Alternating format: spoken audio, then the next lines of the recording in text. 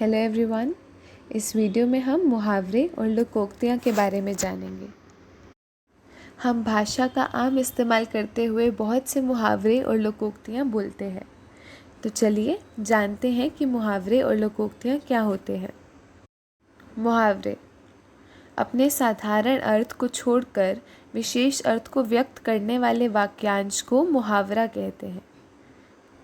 जैसे भीगी बिल्ली बनना, यानी कि वो वाक्यांश जिनका अर्थ वो नहीं होता जो हमें दिख रहा है, बल्कि उनका अर्थ कुछ और ही होता है। जैसे कि भीगी बिल्ली बनना, इसका अर्थ ये नहीं है कि आप भीगी हुई बिल्ली हैं, इसका अर्थ ये है कि आप डर गए हैं।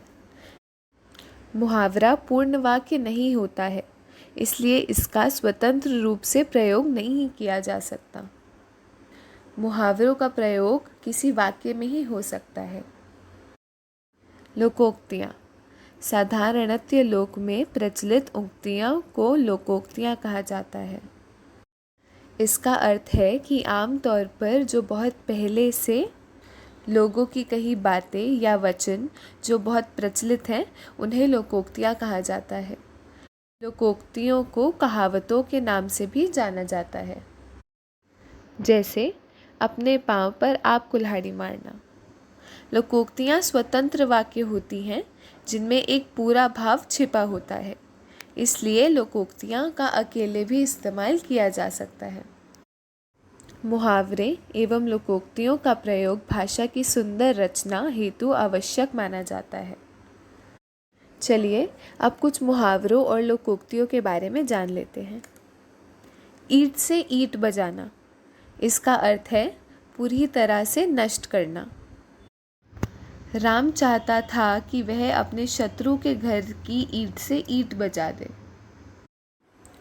छक्के छुड़ाना, बुरी तरह हराना।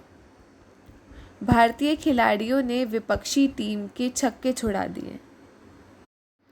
आंखें खुलना, समझ आना। ठोकर खाने के बाद ही बहुत से लोगों की आंखें खुलती हैं। फूला ना समाना, बहुत प्रसन्न होना। पुत्र की उन्नति देखकर माता पिता फूले नहीं समाते हैं। घड़ों पानी पड़ना, बहुत लज्जित होना। कल्लू बहुत अकड़ रहा था, साहब के डांटने पर उस पर घड़ों पानी पड़ गया। कान पर जू तक ना रेंगना, कुछ असर ना होना। दुष्ट व्यक्ति को चाहे जितना समझाओ, उसके कान पर जू तक नहीं रेंगती। भीगी बिल्ली बनना, डर जाना या फिर भयभीत होना।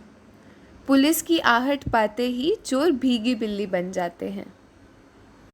तो बच्चों, ये थी कुछ मुहावरे और लोकोक्तियाँ। मैं आशा करती हूँ कि आपको ये अच्छे से समझ आ गए होंगे।